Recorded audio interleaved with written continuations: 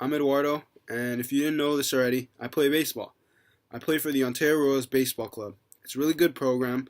I have a lot of good friends, good coaches, and all around, it's like a second home. So, why am I telling you all this?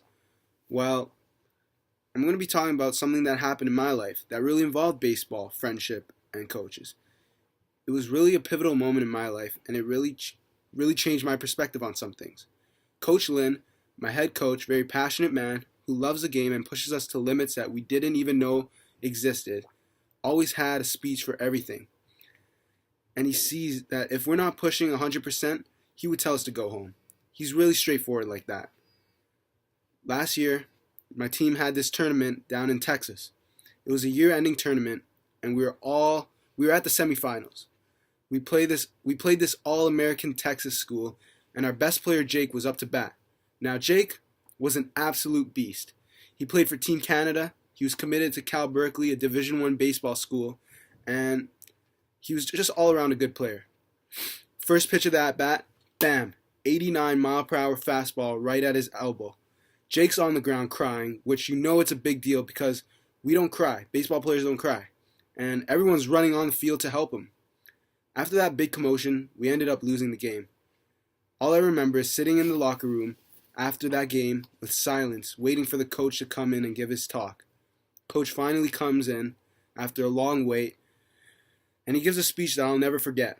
He says, and I quote, "We're gathered here tonight to remember that life is so very fragile. We're all vulnerable, and we will all at some point in our lives fall. And we must carry this in our hearts that what we have is special, that it can be taken away from us, and when it is taken away from us, we will be tested. Tested to our very souls. We are all being tested. It is in these times, in this pain, that allows us to look inside ourselves.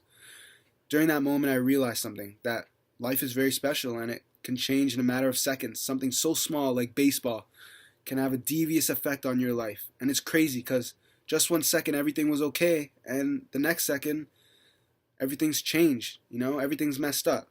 This really had a pivotal effect on my life because it showed me that I shouldn't take life for granted, and I shouldn't be grateful for everything that comes towards me in life, even small things.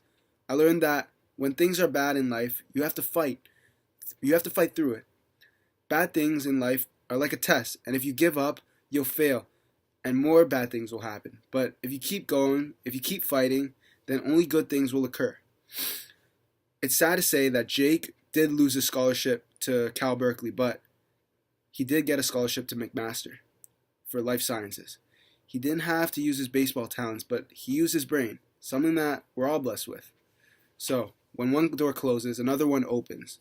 There's always going to be an opportunity, even if you don't see it at first. There's always a solution to every problem. As long as you work hard, good things are going to happen. To this day, Jake and I are still friends. I learn a lot from him. He tells me that you have to have a backup for everything that you do. And for him, his backup for baseball was school. He studied hard. He took no days off with schoolwork, and it eventually led him to something that helps him in life. And for me, I have to have backups as well. In conclusion, my friends, my coaches, baseball in general, just help me see that life is very fragile and you can never take anything for granted. Even the little things. You have to be thankful for every day in life.